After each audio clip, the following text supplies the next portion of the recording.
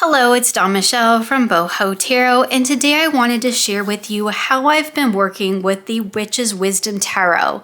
So we're not going to be doing like a walkthrough or an unboxing or anything like that. Today I'm going to share with you how I actually came to be able to work with this deck, because the Witch's Wisdom Tarot is a deck that does something a little bit different than our traditional decks. So let's talk a little bit about this particular deck and how I have created an understanding to be able to work with it in a way that resonates with me and my personal practice. So this is a video that I've been actually trying to make for several months now, because I've been trying to figure out how to articulate what it is that I have been doing with this deck and the journey that I've kind of taken with it. So this is a deck, as a lot of us know, it approaches the tarot in a different way. The structure has been kind of inversed, at least in the majors. And the minors definitely take more of a numerological and elemental approach, which I do really appreciate. But the major card, as the creator says in the guidebook, it's about descending into the mother's womb, not ascending into the father's heaven, as we tend to see with traditional tarot decks, or at least that was the phrasing that she used in particular. Now, that's not actually how I see the major arcana. I don't see it as a ascension into the father's heaven, because I don't layer Christian mythology over my tarot, because that does not align with my personal beliefs. So I had a little bit of a trouble with that, to be perfectly honest. And I just thought we'd kind of flip through the cards as I kind of try to verbalize a little bit what my experience has been. The first few months that I worked with this deck, I created a journal, which I'll share a couple of pages from that here in a minute, just so you can kind of see what I did. And I was trying to work with the deck in the way that the creator intended, in that I studied the cards and I read the guidebook, and I spent a lot of time trying to understand and wrap my brain around the switch in the progression. And again, this really just does kind of tie into the major arcana. The court cards were changed as well, but we see that quite a bit in cards in different decks. So like here we have Messenger of Earth. We see that a lot in decks, so that didn't quite throw me as much as the changes in the major arcana did. I did make a journal, and I pulled a lot of the text out of the guidebook. We will look at the guidebook here in a minute, but my journal kind of takes a lot of that and condenses it down, because like in any guidebook, there's a lot of like extra stuff, right? Because it's meant also for people who've never picked up a tarot deck before. And some of that really, like, I don't need to write it down and remember it because I already know. So anyway, Phyllis Currat explains the Witch's Wisdom Tarot as the ancestral path of initiation, which totally clicked with me in the beginning. I really like that idea. It says it's a universal shamanic process. Its direction is down into oneself, into the womb of Mother Earth, not upward into the Father's heaven. Now, I love that idea of using the tarot to go down into oneself, but I don't know that that the progression between the going down versus going up, because that's not how I see the major arcana. I don't see it as a progression of going up or down, right? You know, the tarot in general, and we'll just take a look here at, hopefully I do have this one fairly in order. The tarot in general does have a bit of a progression that ties into kind of Christian themes, right? So we have things like the Judgment card, where we have Gabriel here, and it's like you've died, you've moved on, and Gabriel's calling you home, right? There are definite Christian undertones to this artwork. And then we have the World card here, which does kind of look like maybe it takes place in a kind of heavenly landscape. This being looks a little bit angelic. And you know, we have the clouds up here and all of that. So I can definitely see that. And depending on the tradition of tarot that you learned and the kind of associations that you have with the major arcana, you can definitely see, if you want to, that progression from the Fool starting his journey, going all the way through, learning all the lessons along the way to eventually ascending into a heaven-like space. You can definitely see that represented in the artwork, and there are definitely decks and tarot teachers that teach that as the meaning of the major arcana, as that's the progression. For me personally, that's not how I see it. I see it more as a, like Phyllis Currat says here, down into oneself. And I see it more as coming into your authentic self. It's not about going up or going down. It is about stepping into your most authentic version of yourself. And you do this cycle after cycle after cycle. But again, that's just how my personal take on the major arcana is.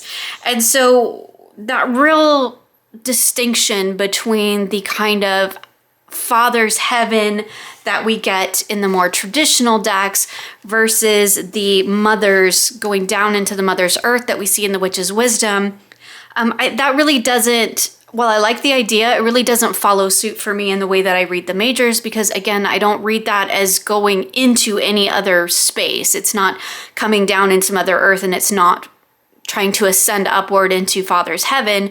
For me, it is just about trying to come to oneness with your authentic self. And so it really doesn't have anything to do with heaven above or earth below. It's all about the soul progression for me. So that was just kind of one of the things I'm like, oh, that's kind of cool. And at first I was like, oh, I really, really like that, because, you know, I would love to get away from some of the patriarchal undertones in the more traditional tarot. However, that's not how I read tarot, so that really didn't like make a bit of difference to me one way or the other. Again, I'm just being fully honest here in how I found working with this deck. Anyway, this is my note about how big my cards were in here. She did have some wonderful little write-ups in the guidebook that I copied over, did some doodling. This was kind of like a prayer or a poem that was in the beginning that I copied over. So the journey begins with the Pilgrim, who is basically the Fool. And she did have some wonderful notes that, again, I pulled out of the book, talking specifically about witches. And this is the Witch's Wisdom Tarot. So that does make sense that she's tying this more into witchcraft.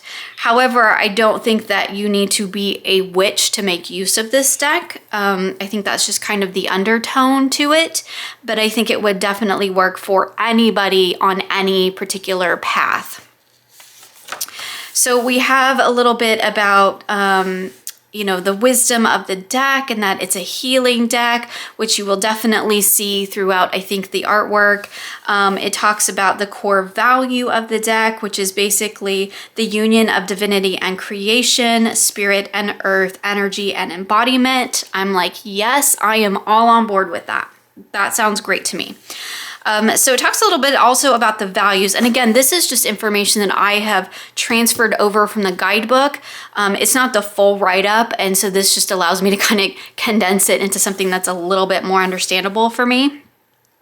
So here's where it talks about the Rider deck, which is this one that she's talking about here, the Waite-Smith deck that was created by Arthur Edward Waite and Pamela Coleman Smith.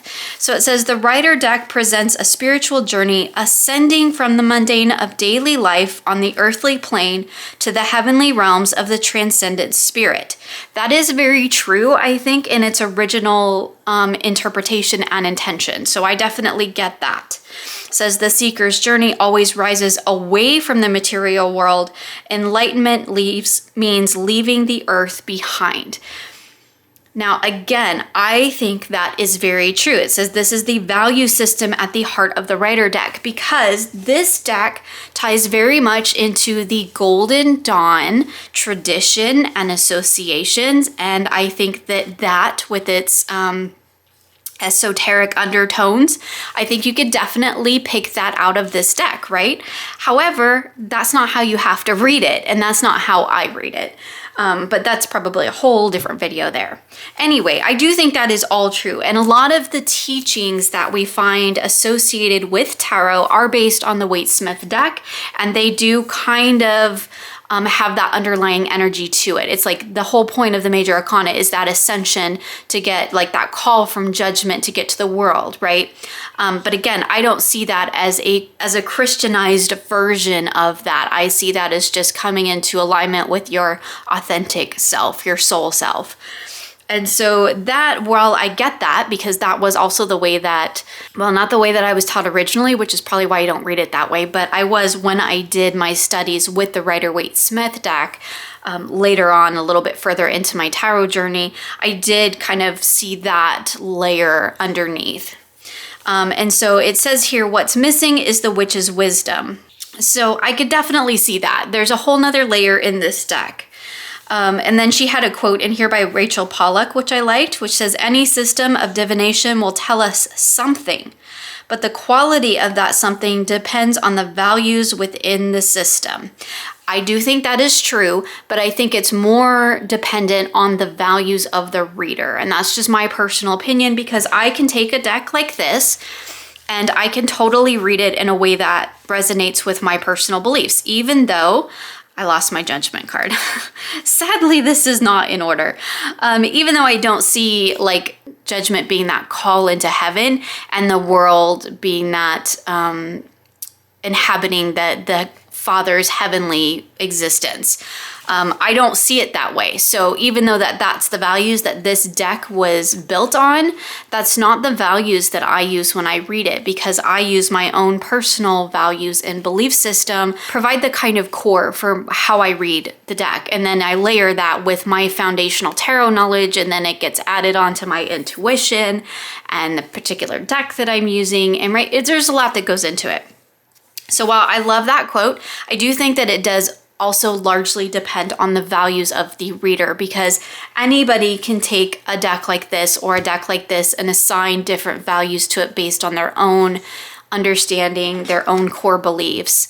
And so I think that is important to remember. So here's where we go into the biggest change in this deck, which is in the major arcana. But I think that when you're coming at this deck, I think it's best to start with the major arcana, because that's where the biggest shift is. And that's going to be the place where you're either going to be like, yes, I can work with this, I can use this, or no, this isn't going to work for me at all. So it says, the major arcana are cards of destiny. When they appear, we sense that something insistent, life-changing, and sacred is summoning us. We know magic is happening. I do really love that, because I do see the major arcana as being very significant energies, very significant messages. So here it talks about the reversal of the major's course, because as I mentioned, this deck starts with the world and goes down. The whole process is backwards. So it says, we're on the ancestral path of initiation. Again, I love that. A universal shamanic process. Its direction is down and into oneself and into the womb of Mother Earth, not upward into the Father's heaven. I think it's that language that kind of gets me, because again, up into the Father's heaven is not how I see the major arcana. It says, then transformed, enlightened, and embodying the divine, we return to a world we now recognize is also divine. I love that, right? The whole idea of understanding that the divine is not something above us, it's something that is all around us. It inhabits everything. It inhabits us and the planet and the animals and the plants. Everything is an extension of the divine, and it's all connected. And I do really like that interpretation. Again, I can pull that out of this deck too, though. So again, I think it really depends on your values and your core beliefs. Because I can pull that out of any deck I'm working with. It doesn't have to be a deck that's specifically illustrated to point those things out. And I only point that out as like not as a diss to this deck or anything, but just to say that you can approach the tarot deck, even a traditional tarot deck, in that way as well. So how I kind of went about this whole process the first few months was, again, reading through the guidebook, which is beautifully written and has a lot of wonderful information. and going through each of the cards and getting to know them one by one. And you can see here that we're looking at the minors first, and it doesn't go into the majors until we get back here toward the back of the deck. So again, we start with the world. Now in this book, there is information about kind of like a story. When we're looking at the major arcana, there's a story that we see where we're following that pilgrim, right? You know, this pilgrim, the Fool card, we're following her through her journey, and she is representative of us on our own journey. And so it begins with, you know, the journey with her, and I think she's actually listed here at the end. Yes, the pilgrim's actually listed at the end. So assuming that that's the way they want you to see it, you would find the Fool at the end, but then she talks about, you know, here in the Witch's Wisdom or card order, we're looking at the World as being the first card rather than the Fool, and the Fool in the and the Pilgrim being the final card where the World would usually be. And it's just kind of putting the Pilgrim at the end of the deck rather than the beginning. So we start with the World, and it says the world is on fire. The time of ancestral prophecy, of dismemberment and unmaking is here. If we were to put them all back in the order in which the RWS appears, you could see that they still basically read the same way. We're just, again, going backwards. But see, we have the Fool. So again, you can see, like, if we put it back in order, we have our Fool and our Fool. If we wanted to do it this way, we have our Magician. You have everything you need to go out on your journey. You can step into that inner wisdom through the High Priestess, call upon the archetypal mother, the archetypal father, that male energy, seek your spiritual teachers. You know, you're ready to go out, make the choice to embody that in the world. Again, going out on your journey, making that choice. You have your, you know, strength you need to kind of move forward, everything you need. Again, we have the spiritual teacher kind of going within, taking that journey within inside and learning how to be at one with the world and not shift with every little change that comes along, finding that inner balance. Surrendering to the natural rhythms of things, letting things come in the time that they're meant to, going through that process of death and rebirth in order to come out anew. Spend some time in that healing energy so that you can learn to heal yourself, so that you can help others heal as well. Learning those deeper lessons of the traumas that we've evoked. You know, maybe that's something that you've learned through your healing. We are going to go into that maze. We're going to really dive deep into this change now. We're going to come out the other side knowing a little bit more about who we are and what we hope to accomplish in our time here. We'll really look deep within so that we can truly understand what it is that we're here to create. Now that we know, we're going to enjoy the fullness of that. We know who we are. We know what we're about. We are ready to move on to that next phase of being with all that knowledge that we have within us. And we're going to take that out and into the world. So I guess you could see it either way. I think if it really were to kind of throw you that the major arcana is essentially backwards, I think you can still just flip it around, and it does still work the other way, even though perhaps that's not the way that it was really intended. But because they do actually relate back to the RWS, it does work. You just have to kind of either think about it in the reverse order. Again, if you're trying to tie this back into Rider-Waite-Smith and have it make sense in kind of your foundational energies. But what I have found is that when I work with this as a tarot deck, I ignore the number because the number throws me. And I think that for a lot of people that is really what throws them too. Because for me, it doesn't matter if the world comes at the end or the beginning. It's still this idea of being, you know, of taking everything that you've learned and going out with it. You've kind of come into a new way of being and now you're going to go out and do something with it.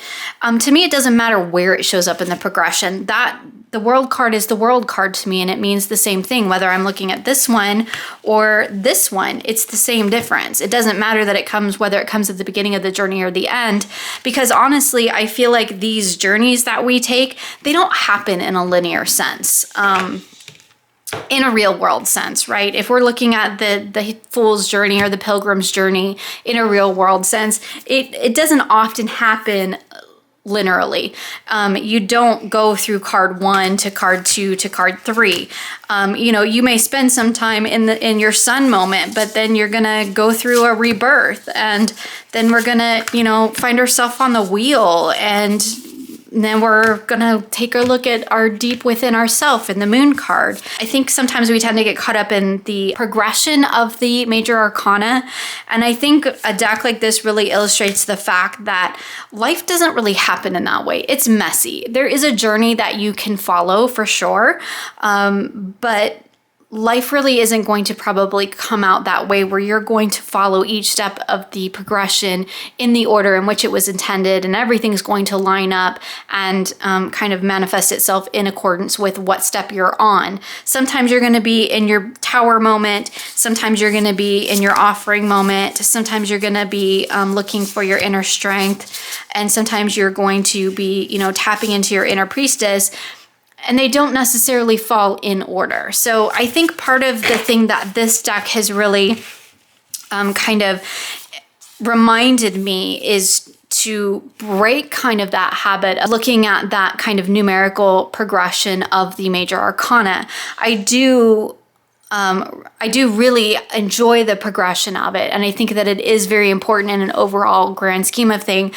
But I think it's also important to remember that life is messy and things don't very, very, very rarely happen in order. When I work with this deck as a tarot, knowing now that all of the elements of the major arcana are here. Everything that we found in our traditional foundational understanding of the tarot is here in this deck. It just is represented in a little bit different way.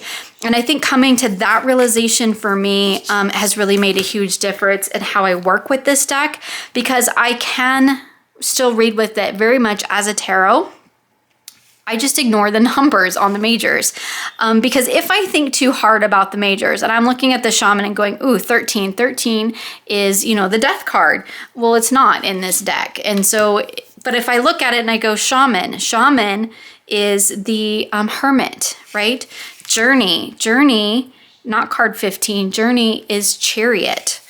Love is the lovers. The wisdom keeper is the hierophant. The guardian is the emperor. The great mother is the empress. And, looking at it in that way allows me to still work with this in a way that makes sense to me and my particular practice. I do really like tying in some of the different wisdom messages and counsel that I found in the book, because there's some really wonderful things in here as well. And as you saw in my personal journal, I pulled some of those things out.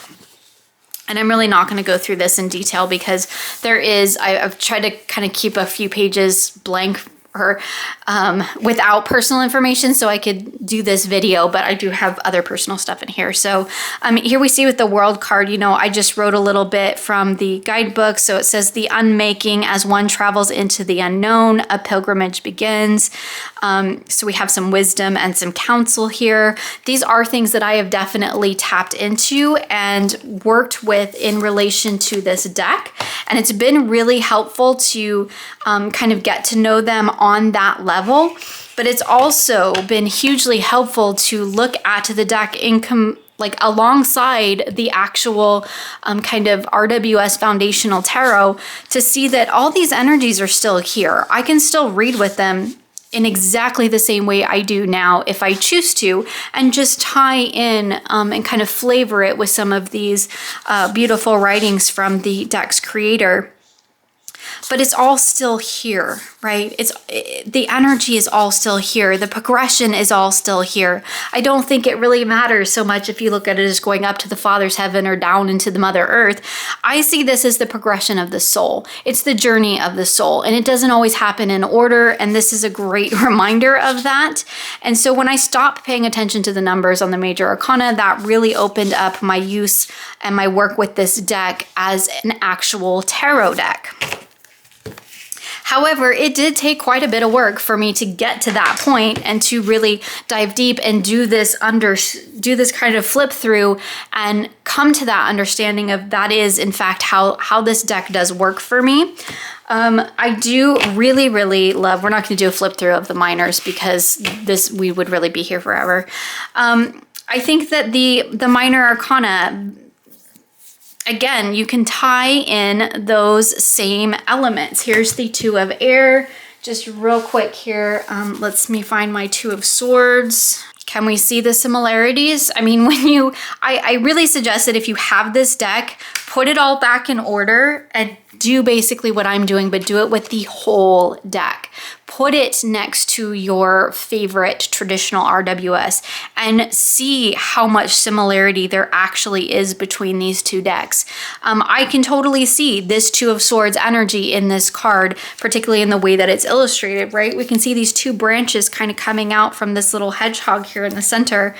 And it really does speak to the idea of, two different ways of thinking here, two different paths, because we're relating the two to the suit of air. Let's just take a look real quick. It's kind of divided up like air is my breath, fire is my spirit, water is my blood, earth is my body. I can tie those really closely into air is, what I put out in the world. It's what I think, what I speak. Fire is my spirit. That's my desires, what I create, my kind of spiritual self. Water is my blood. It's what I feel. It's what flows through me. Earth is my body. I see that as being the physical sense. So again, even in the minor arcana, we still have those same correspondences. So, she even says here that air corresponds to the gift of the human mind. Fire corresponds to our willpower. Water corresponds to our emotions, and earth corresponds to our work, material, possessions. So you can see that those associations are basically the same. I do like that in this deck, there are actually some keywords, which I think is really, really interesting. The messages are a little bit different as we go through the minor arcana. I'm not going to go through this in super detail because, again, we'd be here forever. Some of the write-ups are a little bit different, but my kind of point to this is if you don't want to have to rely solely on the guidebook and you don't want to read it according to, strictly according to what the author has created, although I highly encourage you to read it so that you have a good understanding of what the foundational energy was. You can still, I think, read this in a way that works well for you. For me personally, I read very elementally and numerologically, so this deck actually works really well in terms of a elemental numerological minor arcana. Here in the Four of Air, we see the nice structure, stability, that idea of being of sound mind, right? Here we see in the Five of Swords, we do see that disruptive energy, but I love that this little mother bird is kind of, she's sheltering her little babies there. Let's just see real quick what it says for the Five of Air.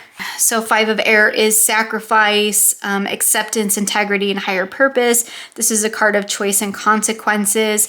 I mean, definitely, again, tying back into that disruptive energy of the fives.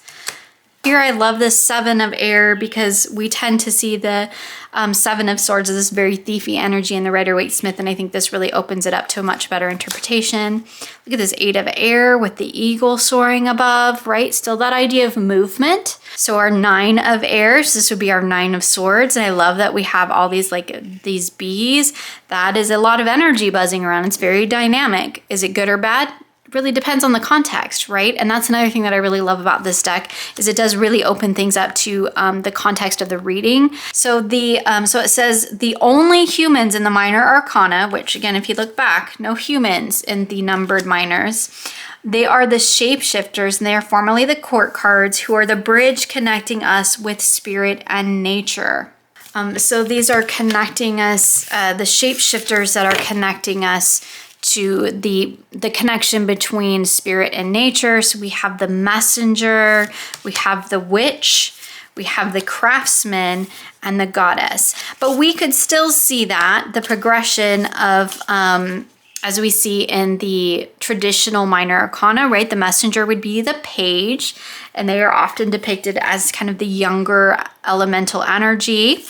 In place of the knights, we have the witch, which again, I think works really well because if we think of the knights as going out and doing their thing, the witches are very much going out and doing their thing, right? They're making their magic. So she's making her magic with air, and I think that's really beautiful.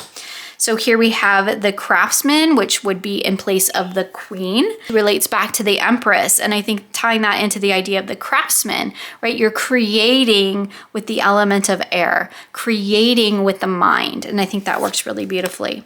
And here we have the goddesses that relate back to our kings. And again, we think of the kings as being kind of the masters of their suit, right? They are very at home in their domain. They know who they are, what they're about. And we can see this represented through our goddesses as well. And we can still tie that back in to the traditional kind of understanding that we have developed over our years of working with the tarot. I think that it does really tie in to the Rider-Waite-Smith. And I think a lot of times when we talk about this deck, or when we see people talk about this deck, we kind of get caught up in the fact that the deck is billed as being kind of a descent into self or into goddess, and rather than an ascension as we see here in the Rider-Waite-Smith. Again, two totally different time periods that these were created. And I do love the idea of kind of getting away from that sort of heavy Christian patriarchal understanding or influence of the tarot and bringing it into more of a natural world that inhabits more of balance with feminine and masculine. The Rider-Waite-Smith is very has a very patriarchal lineage to it, and again, I think that's just mostly due to the time period that this deck was created in, and we definitely see that represented through the cards. That kind of a little bit of a Christian influence in there, whereas the Witch's Wisdom follows the exact same structure. All the same cards are here. They're just depicted in a different way. They're moved around a little bit, but again, that progression is still there. But I think that sometimes we get a little bit caught up in like the things have to be a certain way. And it's important to realize that all the same energies are here. I mean, look at this Eight of Cups. That is a beautiful Eight of Cups card, and I still totally get Eight of Cups energy out of that. To me, this depicts the same basic energy, the same basic elemental and numerological associations that I would pick up in the Eight of Cups in this card. It's just depicted in a bit more of a natural, more modern way. And I hate to use the word witchy because I think that while this is called the Witch's Wisdom Tarot, I don't think that you have to, follow a witchy path to make use of this deck, to understand this deck, to find value in this deck. I think that it's definitely open to anybody who would like to experience the tarot through a little bit more of a naturalistic lens. To me, this deck is really similar to a lot of the other natural pagan witchy decks that I have. I think it just throws us that we always see, oh, the major arcana is in reverse. It's in reverse. And that's something that we just can't have. And I think that this deck kind of proves that you can mix it up. The same structure is here. It still totally works the same. I can shuffle this deck, pull cards from this deck, and read it in exactly the same way that I read this one.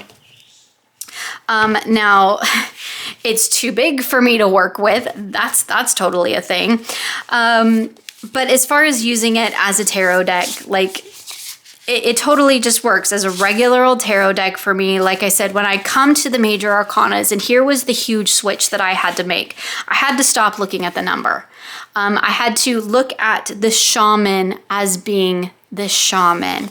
I had to look at healing as being related to temperance, right? I had to look at the wisdom keeper as being akin to the Hierophant and not pay attention to the number, because the number does throw me off. And I almost feel like this deck would have benefited from just not numbering the major arcana and just giving them their titles, and then maybe it wouldn't throw so many people off, because I know that does throw a lot of people off with this deck. But it's the same energy. It's just represented in a different way, and it's put in a different order. But all of the things that you need to create a tarot deck, the base structure, they're all here, same as they are in here. It's just presented in a little bit different way and put in a little bit different order.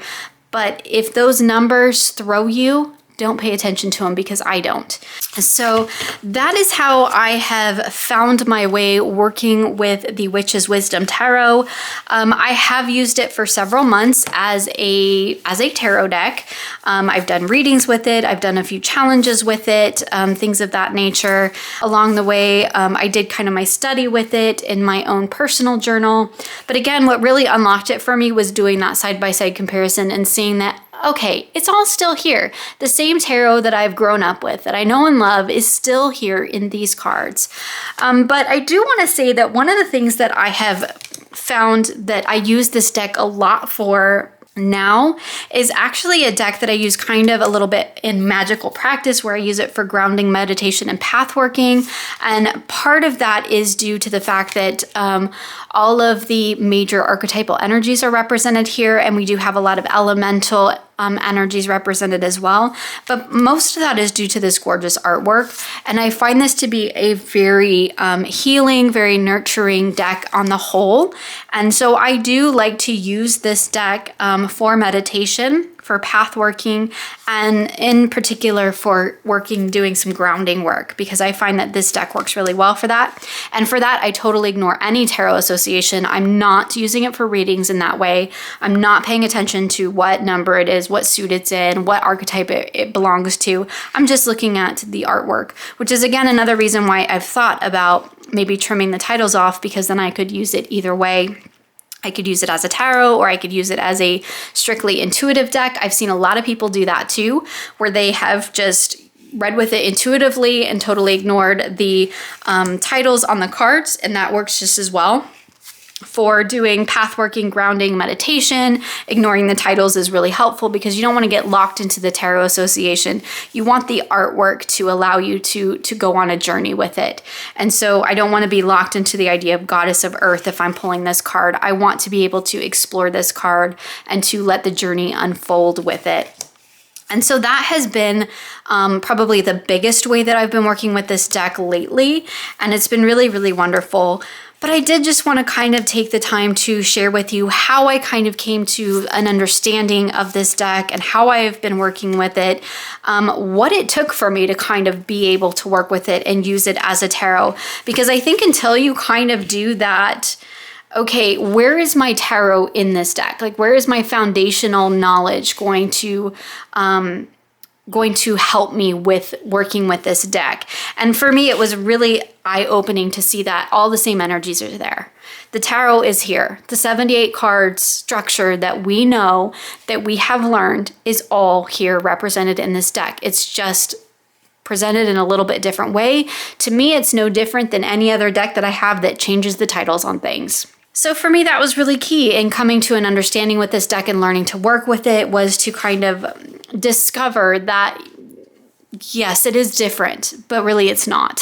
It's all there. Everything you need is there. It's just presented in a little bit different way. And once I kind of got over that, once I kind of got over the fact that the, major arcana has different numbers on it, then it just kind of like opened itself up to me. And I think that for me, that was a huge turning point in working with this deck, was just realizing that the love is the Lover's card. It's the same difference. I just ignore the number because the number just totally throws me off. And that's, again, just me personally. But if you're having the same issue with this deck where you're like, I can't read with it as a tarot, maybe stop looking at the numbers. Don't worry about whether we're going up or down along the scale. Just look at the card, the energy. How does this relate to your understanding of the Lovers? If you want to pull in some of the things from the guidebook too, that's great. But you can still apply your foundational knowledge of the tarot to this deck and it will still read beautifully, because that's what I inevitably ended up doing. I do think it's important to understand where a creator is coming from with a deck. That is a part of my learning process of working with the deck. But as I mentioned in my guidebook video, when I actually talked about this one a little bit, I don't get so locked into that I ignore my own intuition or my own foundational knowledge. It's just another layer in how I work with the deck. I like to know where it's coming from, and then I see how that works in my own reading style, in my own world, in my own practice. So hopefully if you are struggling with this deck, maybe you found that a little bit helpful. I would love to know if you have this deck or if you've seen it around, what your thoughts are on it. So please feel free to share with me in the comments below. So thank you so much for joining me for a look at how I came to understand and how I work with the Witch's Wisdom Tarot. And I look forward to seeing you again soon for more creative tarot for an inspired life.